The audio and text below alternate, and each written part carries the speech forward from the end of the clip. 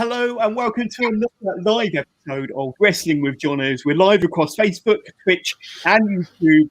And we've got a panel of guests to discuss last night's WrestleMania 37 Night One from a rain-drenched Raymond James studio. But we're going to talk about all of that and so much more. Can't wait to break down all of the matches that happened last night on Night One. But first, to introduce our guests from the Turnbuckle Arms, Jason. How are you doing, Jason? A little while. Good to have you back on the show again. Thank you very much for having me. You're very welcome. You're very welcome. And Kieran from the KJPWP. This is your third show on the bounce for us, and I think it's going to be a fourth tomorrow. So, great to have you back on board again. How are you doing? I'm good. Obviously, as I said off air, a bit sleep deprived. Not much sleep thanks to the dog. But day 3 of 4. Looking forward to getting the review done and tomorrow's review as well. Yeah, and funnily enough, I mean, we're obviously over in the UK and we're waiting for a fourth member to join us from New York City. But I think it was about 5 a.m. when us over in the UK finally got to bed after Night One last night. And yes, my dogs woke me up at 9 o'clock. So I think we're all a bit sleep deprived. Yeah. But we are buzzing, we are hyped, ready to talk about a fantastic night. I hope I'm not the only one in thinking that, but a really, really good first night of WrestleMania 37.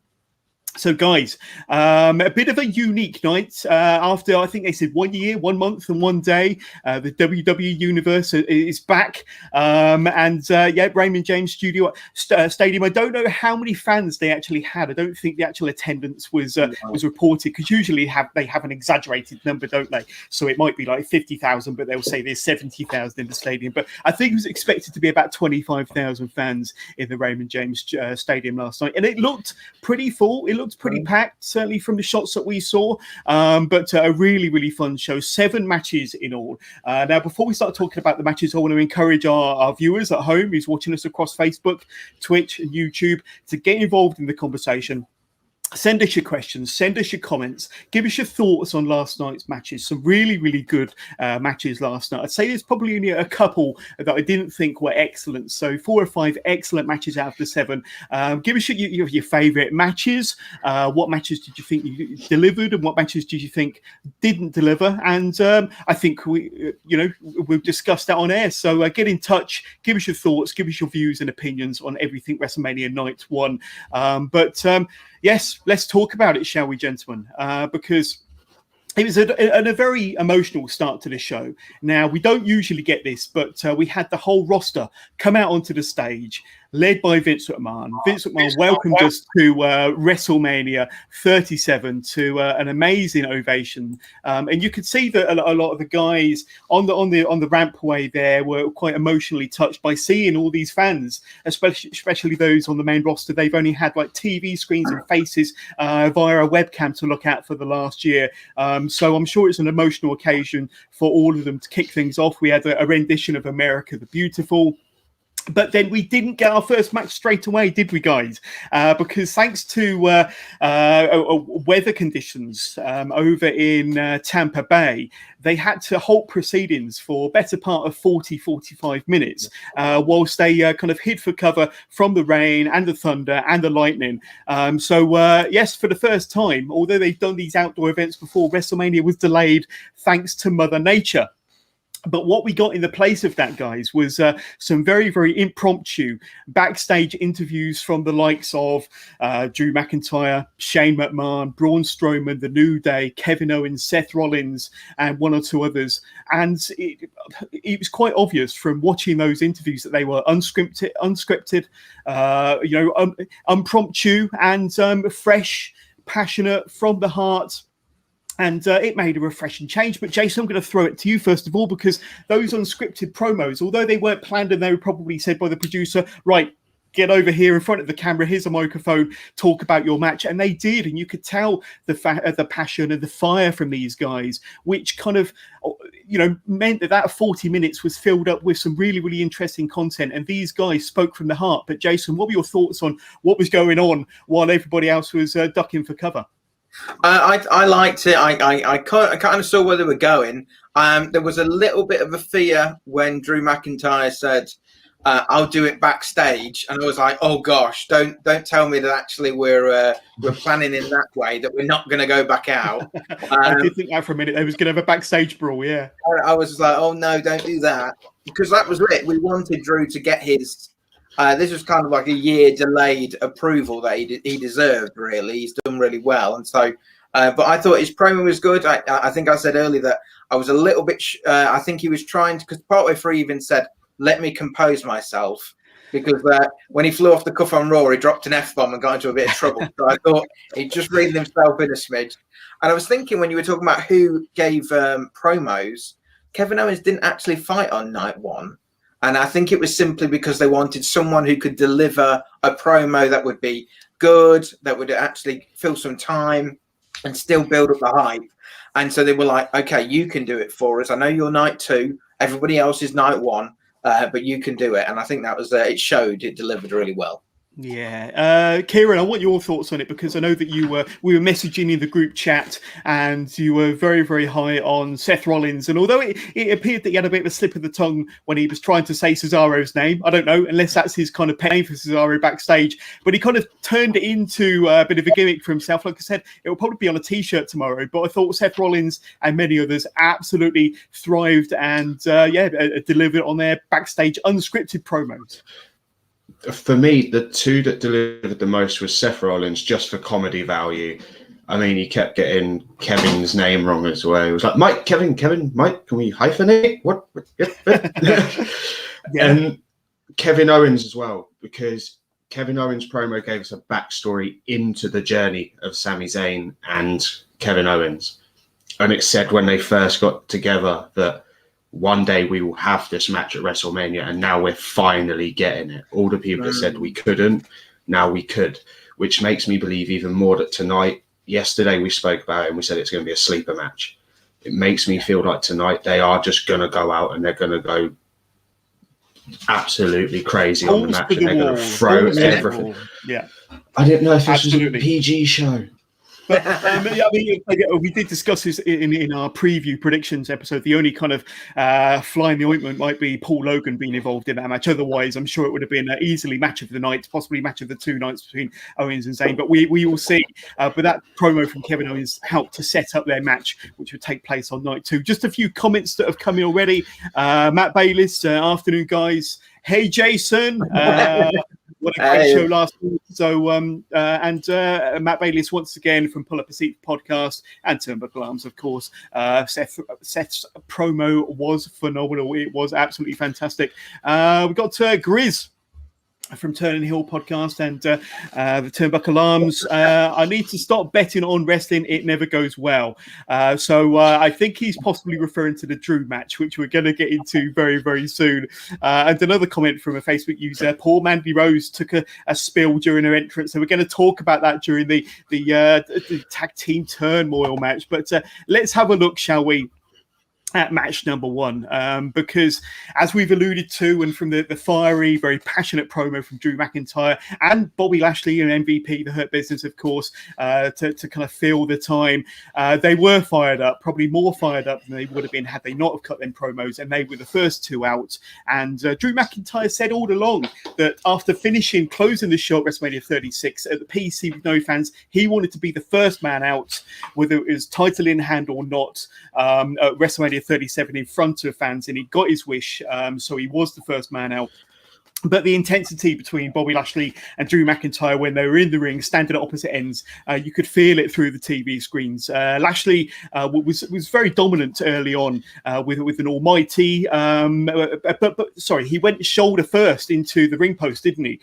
Which incapacitated him for a short while. Lashley came close with a dominator and a one-handed slam for a close near fall, or a couple of close near falls. Then we get a series of lefts and right. These two were kind of duking it out, followed by 3 future shot DDTs from Drew McIntyre, but still he can only get a 2 count from his efforts there. Then in true WrestleMania fashion, a true WrestleMania moment, and in an Undertaker style, we got Drew diving clean over the top rope onto the Hurt Business on the outside. That's a proper WrestleMania moment for Drew McIntyre there. Drew comes close with a Kimura lock, but Lashley just able to get to the bottom rope there. Then he's about to deliver a Claymore kick towards the end of the match. MVP distracts him by calling over to Bobby in the ring to kind of warn him of the impending move. This distracts Drew and pauses his move for a second. And when he goes in with the Claymore kick, he's a second too late.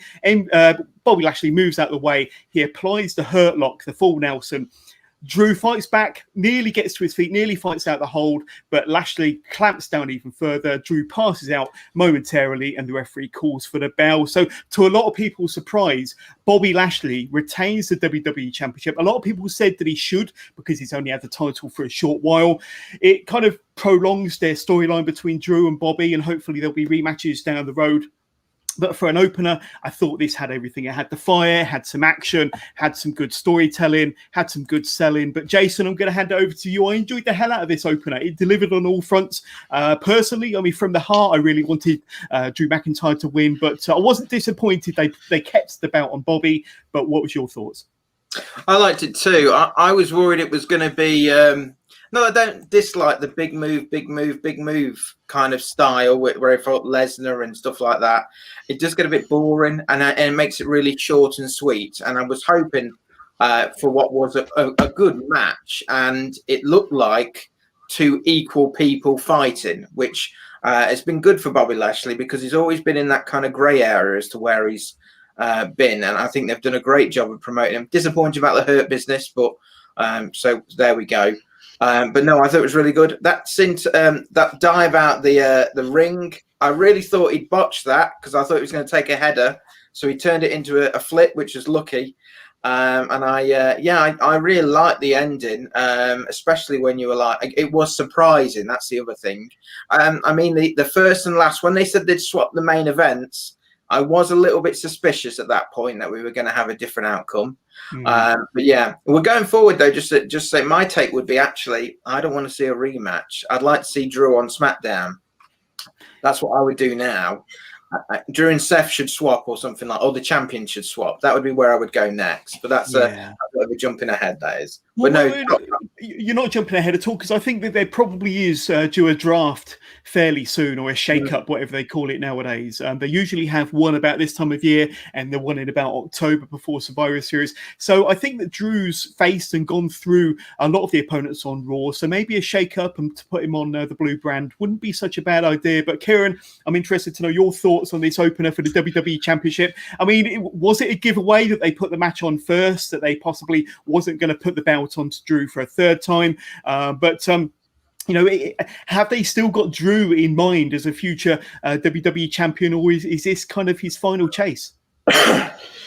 In all honesty, if they push him down the card now, it really just goes to show that WWE really don't care about the people that carry their company. Drew was the pinnacle of their company during the pandemic era. It's as simple as that. That guy went out, he delivered every week, he fought everybody. For me, I don't think this is the last we'll see of Drew Lashley. I believe it did really well for Drew's passion to not have him tap out, but to have him pass out. So the match ended by ref stoppage. So for me, you've got that aspect of Drew now where he can re-challenge Lashley and be like, but you haven't pinned me. You haven't made me tap. Until you do that, are you really the champion? Because you never beat me for the title.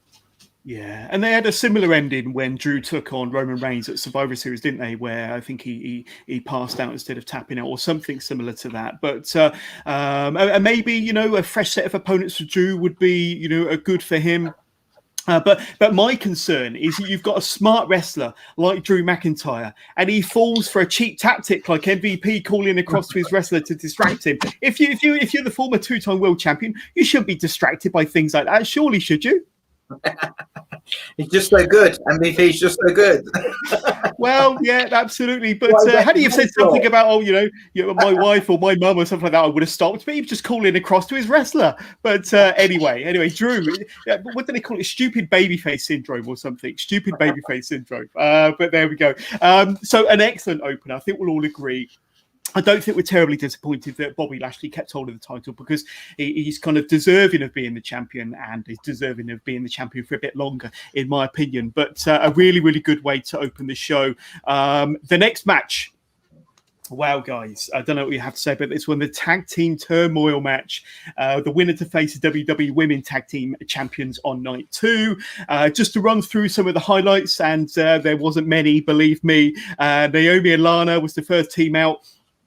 Then my pick from the prediction show, Carmella and Billie Kay, came out number 2, with the champions looking on backstage, standing sideways as they tend to, looking at the TV screen. Billie Kay scored the first pinfall by eliminating Naomi, assisted by a tag team partner, Carmella, of course. The Riot Squad come out next, and they soon eliminate Billie Kay with a top rope senton from Ruby Riott. That was pretty good. David Brooks and Mandy Rose, they're out next, and as our Facebook viewer said earlier, Mandy had an unfortunate slip on her entrance, but it had been raining. It was going to happen to somebody. Just a shame that it happened to Mandy Rose, and she did style it out and kind of laugh it off. That's fine.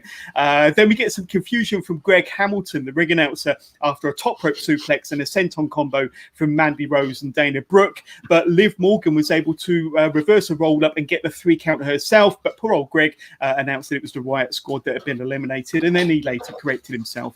So good on Greg Hamilton. It was Mandy and Dana that got sent to the back. Tamina and Natalya, they were out next to face the Riot Squad.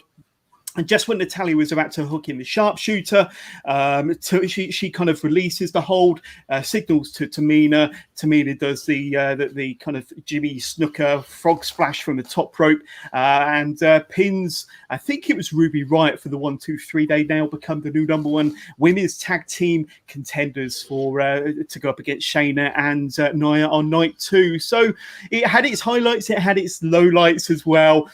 Probably the worst match of the night, to be honest with you. But Jason, I'm going to throw it to you first of all. Any bits in the match that you enjoyed, or tell us your thoughts, my friend?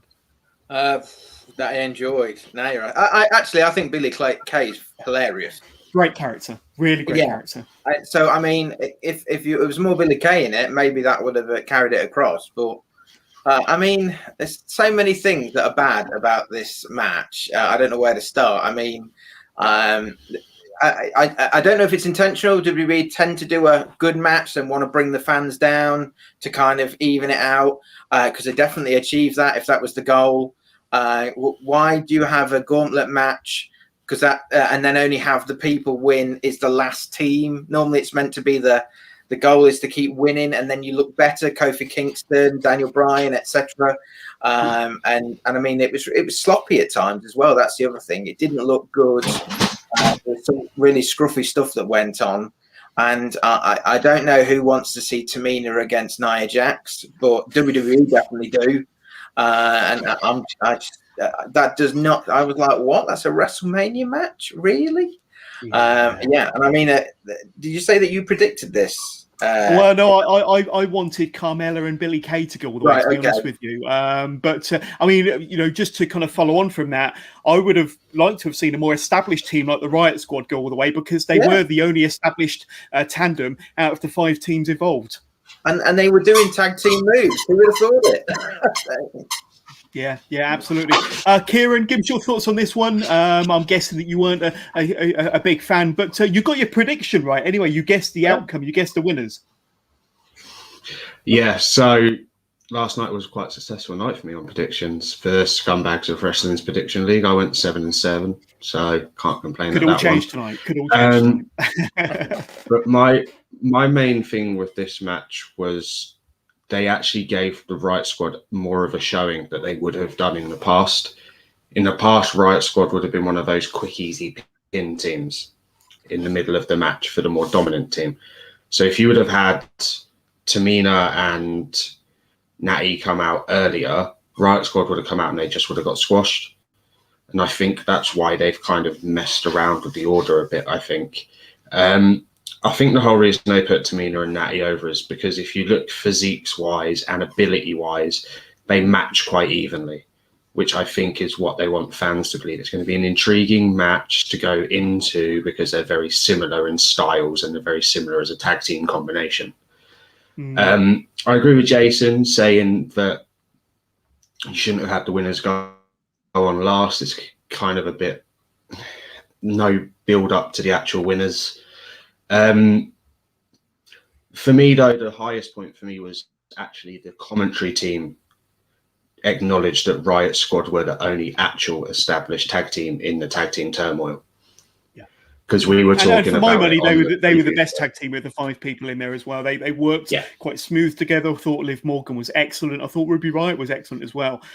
So I hope that showing. I mean, they might not have been pegged as the winners for that match before the match, but I think hopefully that showing will put them in good stead for a run as challengers somewhere down the line. I think they certainly deserve it. They've had a lot of stop-start pushes to Riot Squad over the years, and I think that Ruby Riott and Liv Morgan deserve better. I think a lot of people agree with me. Just some comments from our viewers. Matt, again, just going back to the previous match, I think, but Brock Lesnar opened Mania with a title change. I'm happy that Lashley won. I think having a strong heel champion is good, especially as SmackDown might have a face champ by the end of night 2. So thank you for that, Matt. Grizz again saying that Botchamania would have a field day with this show. They'll certainly have a field day with the tag team turmoil match. I don't know about the rest of the show, but I think I got where you're coming from there.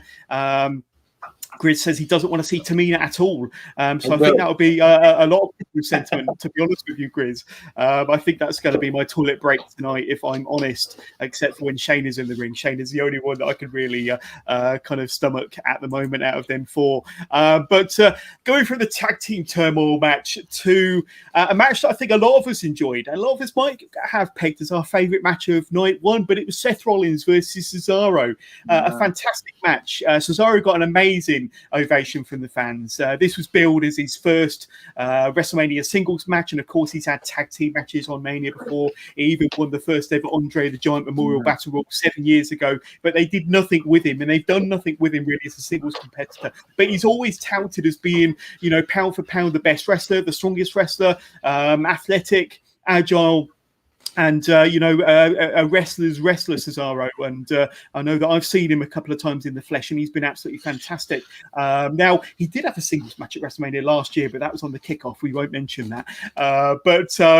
He started this match with a running uppercut straight out of the gate, and then a springboard corkscrew uppercut to follow. Cesaro then suffers a buckle bomb for his troubles from Rollins, appearing to injure Cesaro's right arm.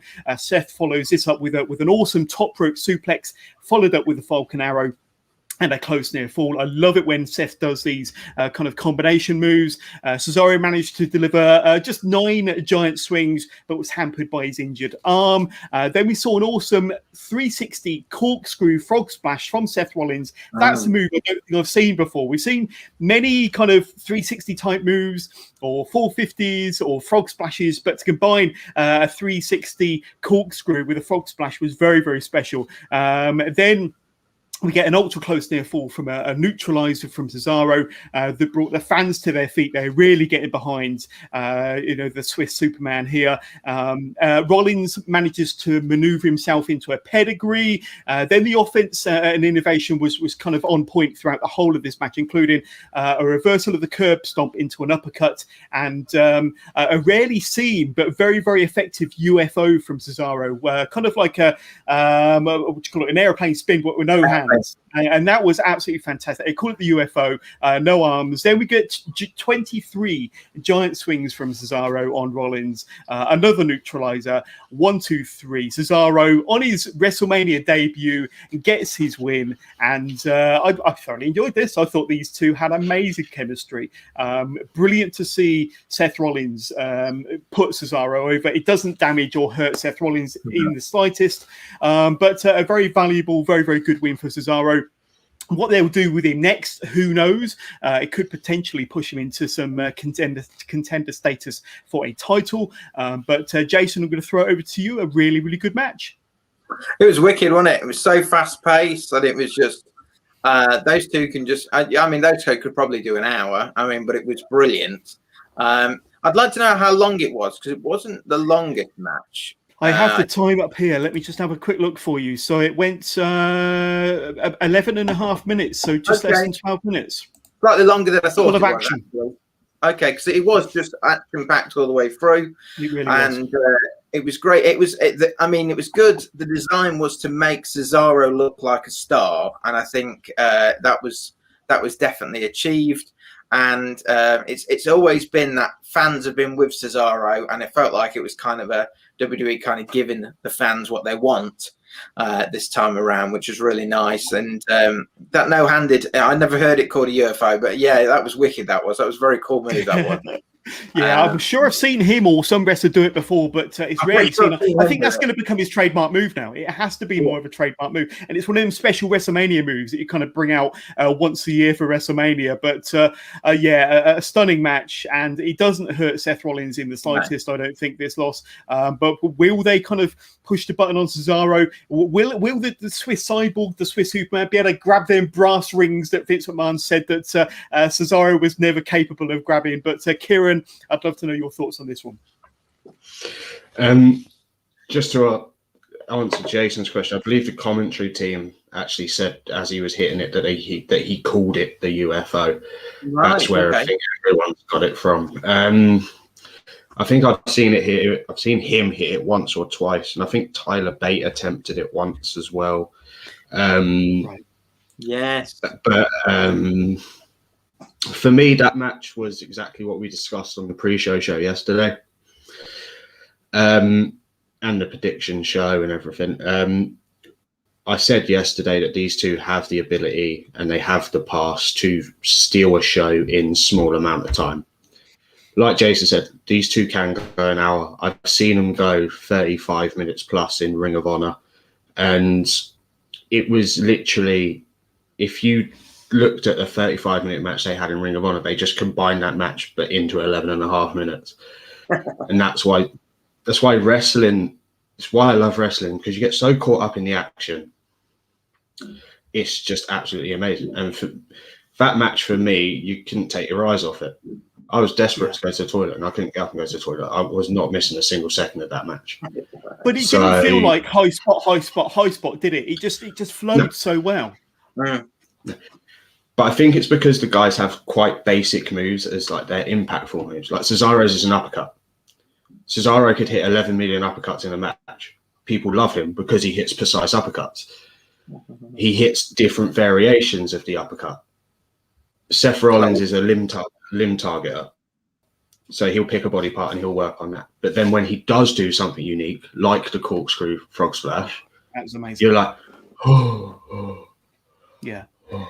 And I must admit, as soon as I saw that, I went straight on Twitter. I was like, yes, Seth Rollins, you G. We kind of had shades of the curb stomp RKO from WrestleMania 31, I think it was, with the curb stomp being reversed into an uppercut. Wasn't quite the kind of internet meme that the other one turned into, but still very effective. I like to see they keep kind of going back to that and different reversals and variations. But this match was full of innovation, told a great story. Really, really happy for the winner. Doesn't do Seth Rollins any harm. And let's see what they do with Cesaro from here, eh? But he's being touted as possibly a contender for the Universal Champion, whoever that might be at the end of night 2. He would definitely be a worthy contender in my books, but we shall see what happens from here. But a fantastic match, definitely a highlight from night 1. Then we get the match for the Raw Tag Team titles. The New Day, the champions, going into the match against AJ Styles and his 7'3", 7'4". How big is this guy? He's a big old dude. Omos making his wrestling debut, not just his WrestleMania debut, but his wrestling debut.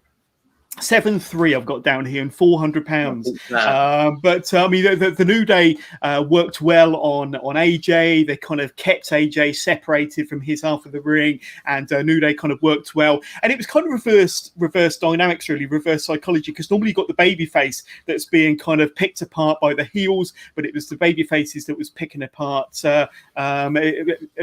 The heels that pick apart the baby face. It's the other reverse psychology here. And AJ, as the heel, was being kept in their corner. Lots of quick tags, lots of quick action from the New Day here. And then eventually, AJ manages to get the hot tag to Omos. He destroys Kofi and Xavier with some corner charges, a couple of power moves.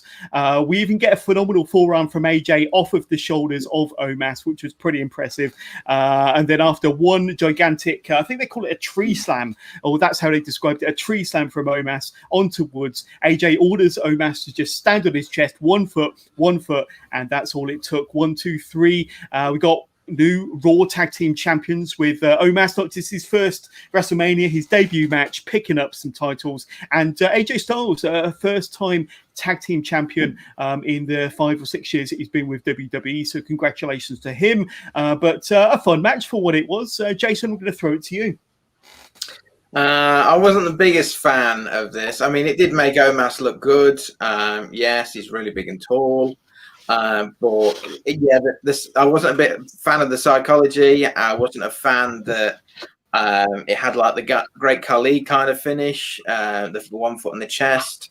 The idea that it happened to Kofi out of the two. I mean, the idea that Kofi was the world champion 2 years ago and main evented WrestleMania. Yeah, but I mean, I didn't know about AJ. That was the first time. I didn't know that was the first time he won the tag belt, so that's good for him. And the goal is obviously to build Omos, but I mean, I don't know. I mean, we'll see how. I remember when they built Diesel in a similar way, but I mean, he had a multiple wins in that one Survivor Series match, and then next minute he was the champion.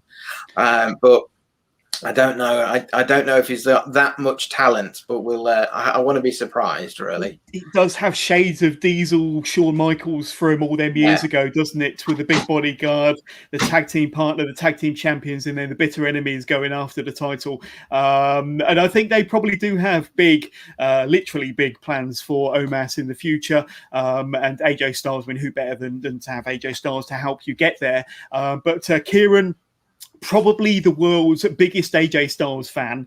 But give us your thoughts on this match. I'm sure you enjoyed the outcome, and AJ Styles, I think all four delivered in this match, to be honest with you. In all honesty, I liked for me, Omos actually kind of made that match for me. The fact he was standing there on the ring, just scowl on his face, plain faced, even when he was trying to reach out for the tag of AJ. Just no emotion. Bearing in mind, this guy's 7'4", and if he reached over, I'm pretty sure he could hit the center. He could have reached to about the center point of the ring had he really tried. There was a camera shot, AJ probably a poor camera angle, where he really could have leant over a bit further, in my opinion. Yeah, and just gone. Yeah, I'm in. But it was funny. There was loads of heat on Twitter because that was so funny to read last night. I have heard that cameraman has since been fired, but we digress. Carry on. But yeah, I think it was brilliant to see AJ give the New Day their moment, sort of thing. So they had their time to dominate the match. They had their time to isolate, and you got invested that they were going to win before he could tag in Omos. The thing that made me laugh the most was when AJ flew over, tagged Omos. You just see him on the apron. He goes from this to this, and then just watching him decimate and just have a massive smile on his face. He just seemed to be having a whale of a time when he was in there.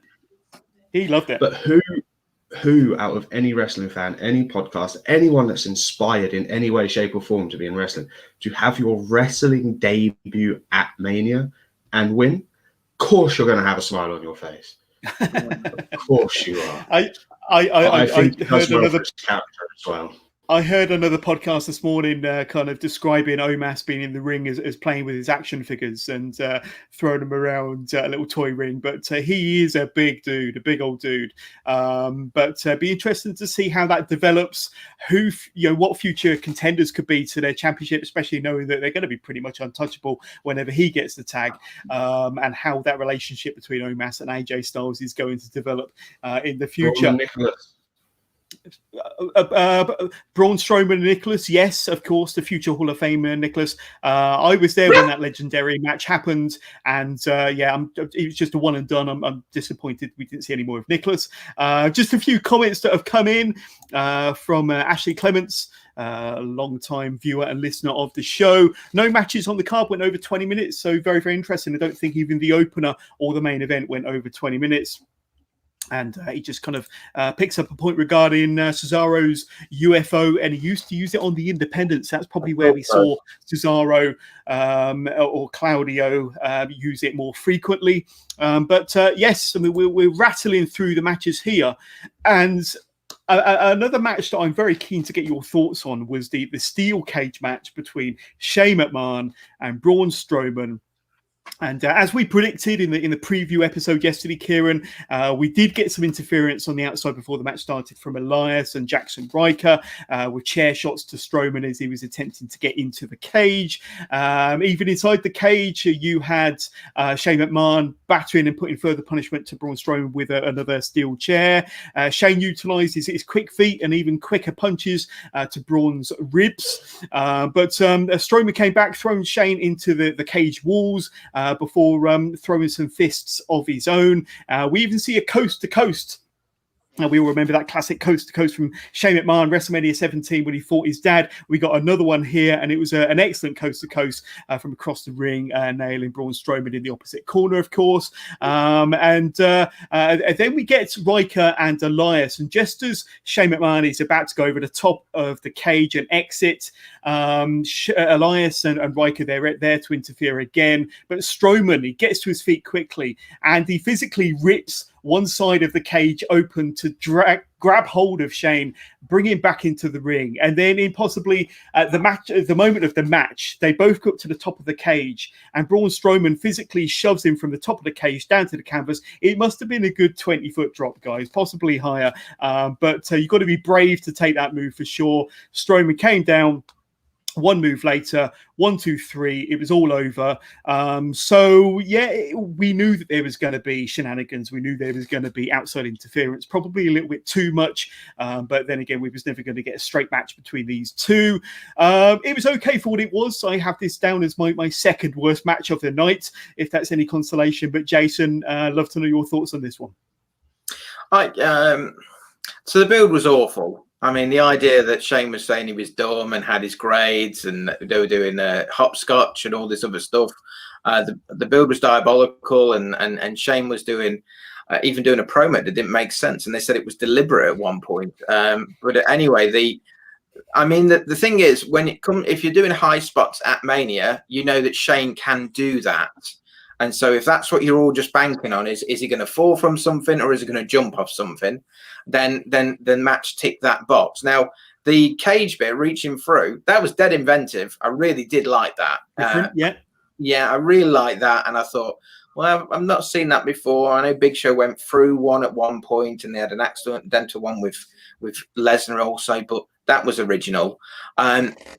But overall, I just don't know if WWE can book Braun. I just think he's not ever used really well. He's either a Superman, and then he still loses at the end of it. It's all kind of weird. I think he needs to be just used like the Big Show was by the end.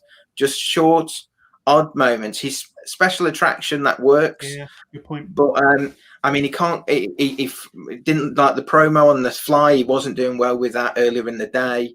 And I don't know. I don't think this will build any momentum for him. I don't know where he'll go next because he'll end up just being in a nothing feud. And every WrestleMania, he's had really kind of odd matches. Like we just talked about, he was in a tag match. So I don't know. I feel for him because he's very talented in what he does, but I just don't know where he's meant to go. And he was the world champion only last year, and everyone's kind of forgotten about that. So I don't know. I mean, it was better. I don't know if I would say, because there was only 7 matches, it probably was the second worst match, but it wasn't a bad match. If this was anywhere else, I don't think we'd be totally trashing it because it had a couple of good highlights. That push from the top. I mean, Shane's got guts, stupid. I don't know which one it is, but good for him. Balls of steel. I don't think there's anybody else in the back that would have wanted to have taken that, apart from Shane McMahon. Even if he had padding tucked down the back of his shirt, I still would not. I would have wanted some crash mats there. Thank you very much. Not just an ordinary ring canvas with the balls underneath. But I personally think that maybe a change of gimmick, maybe a switch up in his character or a change of gimmick, because I think his gimmick is the thing that's let him down in the past. Quite bland, and get these hands, or whatever he used to say that went on a t-shirt. But maybe a switch up in his gimmick. I think his presence and his look and his moves are okay, but his character is very, very dull as far as I'm concerned. But Kieran, I haven't forgotten about you. Give us your thoughts on this one. I believe that it was literally just there for a high spot filler for night one, that match. Strowman should be wrestling bigger names than Shane McMahon. Not saying Shane isn't a big man, but in today's wrestling, but for like full-time wrestler, you don't want to wrestle the boss's son. It's just unless it's a gimmick match, which it ended up being in the end for me. It was all right, I guess. And we discussed it on the. You don't sound very enthusiastic yesterday about this 5-star classic. I think you're convincing yourself. We spoke about it on the podcast yesterday, and it literally went exactly the way that we said it was going to go. And I think that's the thing that took away from the match for me. It was that predictable of what was going to happen. The only unique bit and the only thing I think will help Braun is the fact he ripped the side of the cage off to get Shane back in. Everything else is pretty much what we expected to happen. The only unique part of that match was the side of the cage being ripped off by Braun. Yeah, I agree. He needs a gimmick change. He needs to go back to more the monster among men than this get these hands childy. I'm a terrible big man that couldn't box, so getting these hands is ridiculous. I mean, who would you rather have? Maybe he's more effective as a heel, Kieran. Maybe he's more effective as a heel. Yeah, I would agree. Strowman as a heel would be so much better because he wouldn't have to do as much mic work. His mic work isn't the greatest. He could literally just come down the ring, destroy some people, and just walk off. And people would see his actions more than talking, if that makes sense. So he wouldn't have to talk to get his feelings across. I thought the mixed match challenge, the interaction with Alexa Bliss, was actually when he was the most likable. Granted, he wasn't probably special attraction, but they had a good chemistry, and they could have dragged that out a lot more than they did. And then, obviously, she got involved in the whole Bray Wyatt thing and then went off on her own thing. But for that bit, I thought that worked really, really well. It's just that they don't seem to have an idea of where to place Braun. Because I think it surprised him that he got over when he did, and he should have beat Lesnar probably ages ago. And so because of that, then you were always in this weird limbo, and then he got given the title really from beating Goldberg and such like that. So I don't know. I'm just I think he's unsavable. That's what it feels like at times. I just don't know what you can do. He needs to go away for a bit. That would be my take. Go away for a bit. I think that's a great call, yeah, and come back refreshed, I think revitalized. After the swamp fight would have been good. Maybe. That but would have been a good idea to get him to come back. But we've got a possibility from one of our viewers watching at home. Looking forward to Braun versus Omos. So you've got to get the two giants in there together. Maybe that is not a good match. But maybe that's the future of Braun Strowman. Have that giant match. But it's going to happen. You know, Vince McMahon has already got that WWE booker. Pardon me. Is that Facebook user of WWE booker?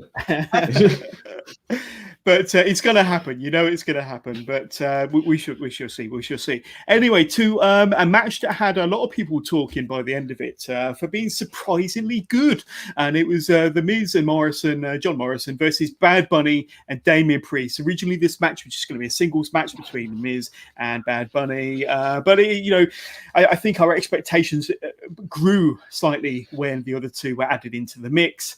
And Miz and Morrison, they came to the ring singing their latest hit, Hey Hey Hop Hop, and yes, not one that I'll be buying, kids. But before getting the WrestleMania debut of Damian Priest and Bad Bunny, who arrived to the stadium on top of a trailer of a 16-wheeler and quite an impressive ovation. So he's very, very popular with the fans inside the Raymond James Stadium.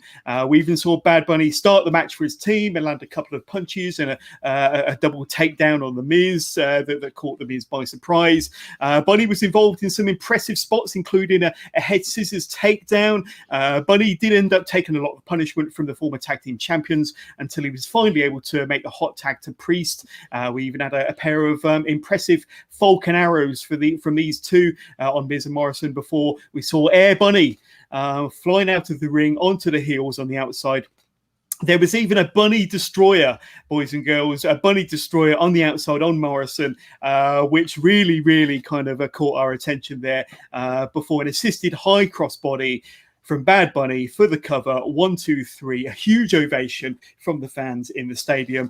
Gentlemen, it wasn't half bad, to be honest with you. It's getting some quite high praise, especially Bad Bunny. Certainly not Pat McAfee sorts of levels of praise, but Bad Bunny, you know, not being a trained wrestler, he's obviously had a bit of training at the PC in preparation for this. But I thought it certainly wasn't snooky bad, put it that way, from WrestleMania 27. It wasn't snooky bad. It was actually quite good. But Jason, I'm going to throw it to you. Damian Priest and Bad Bunny get the win. And Bad Bunny impressed a lot of people. So go ahead, my friend. I think because there always has to be the celebrity bit. And so for that, the presentation was spot on. And I mean, arriving on that truck looked badass, didn't it? It did look cool. I felt like he kind of did the Enzo Amore kind of tag. He was that kind of person who was going to take it was going to be beaten up so much, he'll take all the heat, and then after that, the hot tag will come, which was interesting for a celebrity to do that, because that's normally the reverse. They normally give them that little 2-minute, the Omos spot, because the idea was that they would shine, where actually it was helping Damian Priest to shine. So that's absolutely a positive. Can't complain. I don't like a celebrity doing a Canadian Destroyer, though. That really bothered me a lot. I wasn't keen on that. But he's obviously put the effort in, so I'll give him that. I mean, best celebrity at WrestleMania, because I was saying Ronda Rousey was probably still a celebrity when she debuted, so I would have said hers was probably a better match. But for a person who's not a wrestler and not an athlete, because McAfee was an athlete and he was spot on, I think he did very, very well. And he obviously definitely made the effort for this. And leading up, he's not been a dick. He's been somebody who seems to be kind of like appreciating that he's part of wrestling, and it's not another thing that he's doing just to bide his time and I don't know, just make himself look good. He actually obviously was trying to help the product, which is positive. And it's widely reported, Jason, that he's a fan of the product as well, been a long time fan of the product. One of his songs is based around Booker T, one of his idols. Obviously it's a bit of a dream come true for Bad Bunny. We first saw him at the Royal Rumble when he did his kind of his singing. But just a few comments that have come in before we throw it to Kieran. Matt Bayliss again, he's officially a Bad Bunny fan now. Even from his first few moves, he could tell that he put in the work, and that shows respect to the business and deserves respect back. And credit to the Miz and Morrison for making it work too. Most definitely, they really did kind of, dare I say it, bounce around for Bad Bunny. We'll forget that. Yes, Mr. Bayliss again with sent us some emojis there. Thank you, Mr. Bayliss. And Ashley, was Bad Bunny the MVP of the show, the most valuable player, the kind of the star quarterback, you could say? I don't think his show was as good as Pat McAfee's debut, but still very, very good. Kieran, I'm going to throw it to you. Are you a converted Bad Bunny fan? I will go on the record and say after Royal Rumble, I hated Bad Bunny. I believe the whole thing. Boo that man. Boo that man. Boo me. I love the heat.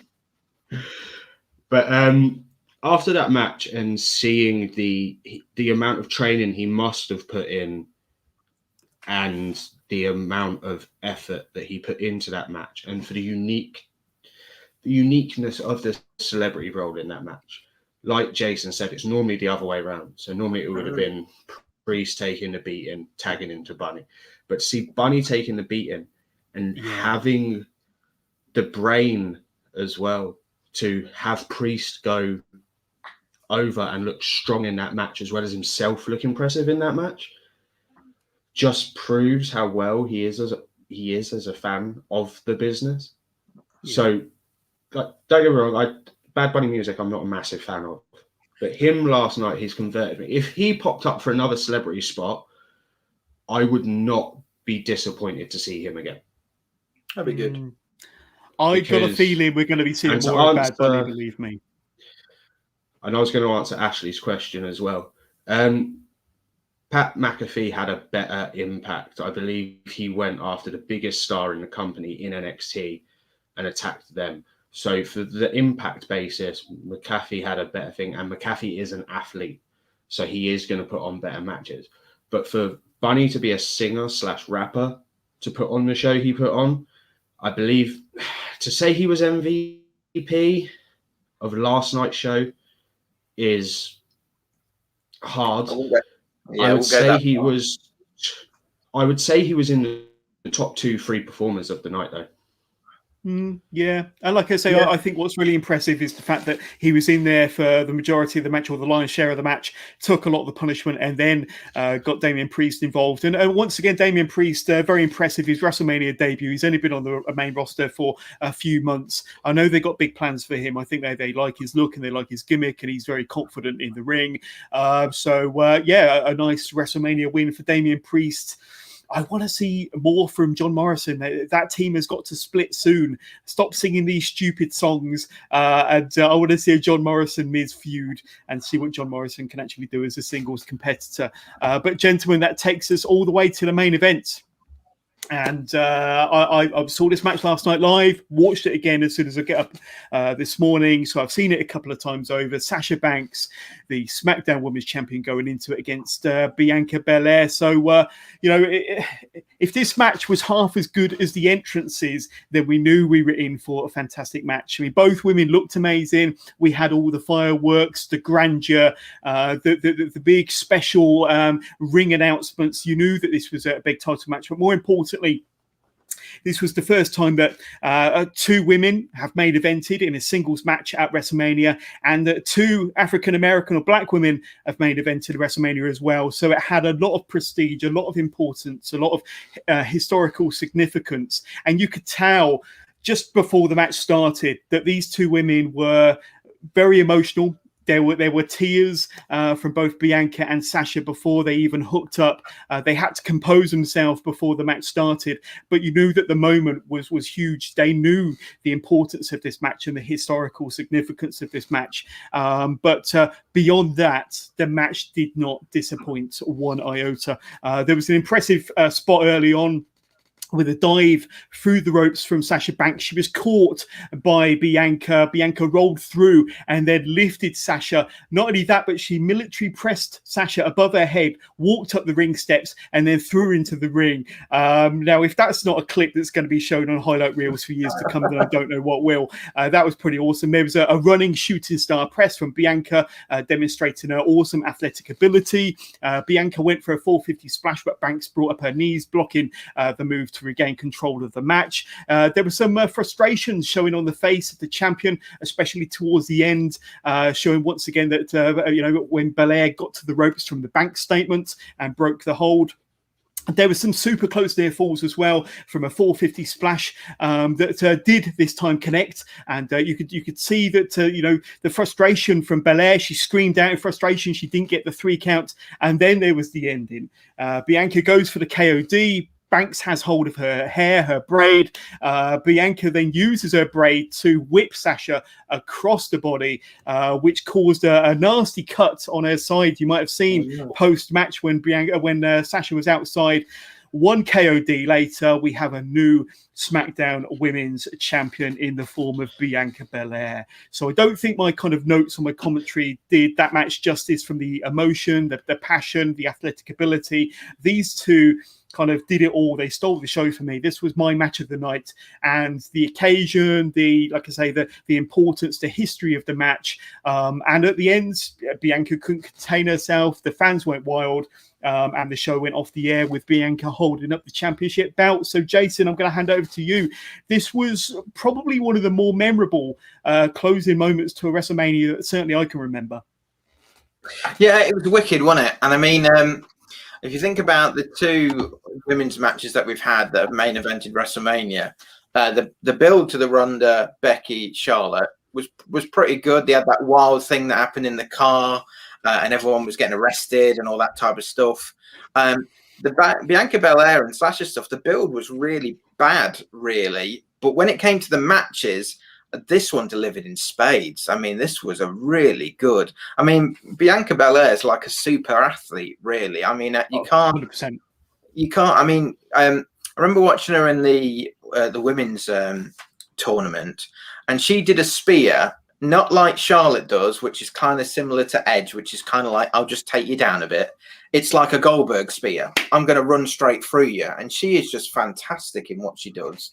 I mean, that time where she picked up Otis, another time we saw her on Smackdown, and she is just everything. And this reminded me of when Triple H fought Batista, and the overall goal was Batista will be a megastar by the end of this match. And that's what everything this was for, was to say, look at what she can do. I mean, granted, Sasha is probably on the small side, so it's easier maybe to carry her. Not that I could probably bench press her. I don't even think I could. But it made for that suplex spot where she stopped, picked her up, and never put her on the ground at any point. I mean, I'm thinking, flipping out, you must be exhausted. But she didn't skip a beat. She just kept on going and everything. But it wasn't just power spots. I mean, she can flip and do everything else. I mean, she is really, and that was the other thing I was going to say was, unlike Ronda Rousey being the celebrity that's why the attention was on the women's division at that point. These were two homegrown stars, who've gone through NXT, come out the other side, and just look mega stars. I mean, Sasha did everything she could to make Belair go, you have to take the belt from me. It's going to look like you're going to take this belt. It's not going to be something I'm going to give you. When she was kicking her head in and all the other stuff like this, when she had her hair wrapped up, such a good match. I'll let Kieran talk. I'm going to talk for ages on it. No, well, like I say, I mean, it was one of their matches that you could talk about for ages, Jason. And I mean, I want to bring up another name after Kieran's told us his thoughts on the match. I want to bring up one name. But Kieran, go ahead, give us your thoughts on this amazing, very, very important wrestling match. I believe it was on the Royal Rumble preview show where I said that this was going to be one of the matches at WrestleMania. And I said it was going to be one of the best matches of the weekend. And they delivered without a shadow of a doubt. Everything was in that match. They had the action. You had Sasha doing everything she could to take down Bianca. And it just made Bianca look better, which is what they need. Especially with now you've got the likelihoods of Rhea challenging at Survivor Series, challenging Bianca Belair if she keeps the title. You've got the potential of Io Shirai coming up. You've got so much ability coming up through your women's division in NXT that you need to start prepping the new talent for it. Sasha is and always will be one of the greatest women wrestlers that WWE have had in that company. She is an amazing wrestler, and she's amazing at telling a story in a match. But one day, Sasha's going to go. And you need to prepare for the future. Bianca Belair is one of those stars that you can see being there in 10, 15 years, still doing what she does now. And even if she cuts out the flippy stuff and the power stuff, I believe she will develop the groundwork to be what Sasha Banks is now. So she can do all of the high spot stuff in her lower career, and then she can go off and be more like how Charlotte wrestles.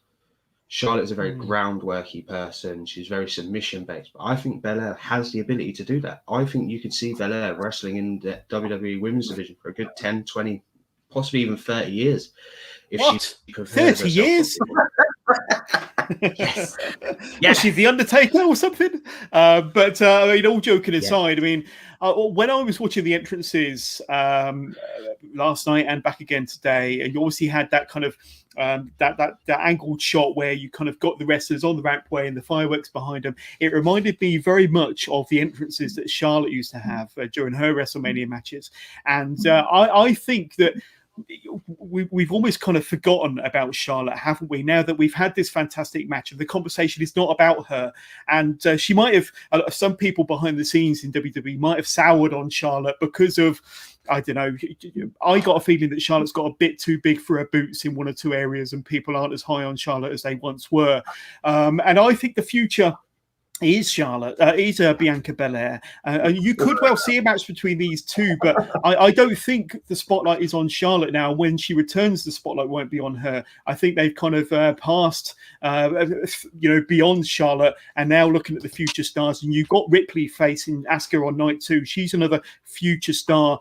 Bianca Belair as well, the extraordinary talent on NXT. And I think because of, Charlotte has been a little bit political recently, I don't think all the focus is going to be on her. But Jason, any thoughts on that? Well, yeah, I thought I thought it benefited from no Charlotte. I think it really it didn't help Asuka when Charlotte beat her. And it definitely didn't help Ripley last year. No. And it just totally just took the wind out of her sails. And I mean, even Ripley even said that it really upset her confidence because it didn't go anywhere. That was they said they were telling a bigger story. It's interesting actually. Ripley and Belair were the other two people in that feud, weren't they? They were the ones that were all playing for the title. And then you get to Royal Rumble. And Rhea and Belair are the last two. So I mean, it's definitely a changing of the guard. Even though I mean, Becky did a sneaky tweet where she put Night One in a bit of a code, didn't she? She was just trolling everybody. And I mean, I'm sure I feel more so that Becky's of the opinion that I want people who are good to feud with. You're never really sure what Charlotte's goal is. I always feel like she just wants to be the best or thinks she is. And I get a bit bored with her matches. So I mean, if it means that she's being moved past for a bit, or at least taking some time out, I'm not going to complain because Io Shirai probably coming up as well. I mean, this sounds great. Yeah, I mean, it's going to be really, really good. There's just lots of, and I mean, Bayley's still in the background, isn't she? I mean, she wasn't actually wrestling, even though she was ding-donging through the episode. So I mean, yeah, there's lots of stuff going on. Yeah, 100%. Any thoughts on my comments there, Kieran? Very briefly on Charlotte. It's almost as if they've turned the page on Charlotte, and they're kind of looking ahead to the future now. I'm not going to lie. I'm kind of glad not to see Charlotte on TV. Mainly for the sheer fact of, I believe that she got too big for her bridges because of her last name. Don't get me wrong. When she was in NXT, she didn't use her name to her advantage. She worked for her stuff. I mean, I'm currently watching where she picked up the NXT title and she's wrestling some of the 4 horsewomen on there. But I think as she got pushed to the main roster, and then she had that win-loss title exchange with Sasha and stuff like that. And it's put her to, 8-9 time women's champion. Oh, beyond that, I think. Yeah, beyond that. But in 5 years, it's not helping her ego, and her ego is her downfall. And I think that's why WWE have soured on her, is her ego got way too big. And but also, I think character got a bit confused. She ended up, you weren't sure if she was a face or a heel for quite a long time. She's always been in the, and it's not tweener because she's not likable. So I mean, you just wasn't. But then you felt like she was being positioned as the goodie. And then she just got inserted in the Ronda Becky feud. That was another factor because she just seems to be handed. I mean, that was where Becky and Charlotte, the fans turned on Charlotte because when earlier on, she'd be like, well, Becky has been working for this. That's why we're cheering for Becky now. and we don't like Charlotte being slotted in here. And then she got slotted in the WrestleMania match, and then she just took the sales out of 2 up-and-coming stars. So, I mean, there's a lot of resentment. I mean, I'm not going to say that she's a bad wrestler, but I don't get excited about her matches in the same way as other female wrestlers. I don't know why, but I find her a bit boring. Well, let's move on because we're getting close to the end of the episode. But before we do, we've got a couple of comments just to bring up. Matt Bayliss, thank you for watching, Matt. I do appreciate it. The main event was top quality. It didn't need 30 or 40 minutes. No, it certainly didn't. As somebody mentioned earlier, all the matches were inside 20 minutes. The main event only went about 17 or 18 minutes. They told an amazing story and both looked great. You could feel the emotion. You really could feel the emotion. And Matt says, Bianca's dad, his reaction at the end at ringside. I thought they were going to vault over the barriers and kind of climb into the ring and have a proper Daniel Bryan moment. But stop him. That was pretty. Was that dad? I think that was her family. Yeah, that was her family at ringside. All right. And of course, she went backstage and was scooped up by her husband Montez Ford. But that was pretty special. A quick question as we very, very briefly, guys, look ahead to night 2 of WrestleMania. Firstly, I want to ask you and just give us a very quick answer, starting with you, Jason. What was your favourite match of night number 1? And what match in particular are you looking forward to for night number 2? Jason, go ahead. So the main event definitely was the match of the night for me. I'd watch that again in a heartbeat. It was wicked. Tonight, I don't know. Actually, the Rhea Ripley against Asuka is going to be good. And I'm curious about. Actually, the main event as well. I mean, I want Daniel Bryan to win. I'm just not sure he's going to this time around, but we'll see. And I'm curious if the Bray Wyatt match is going to be a car crash or it's going to be really good. Oh God!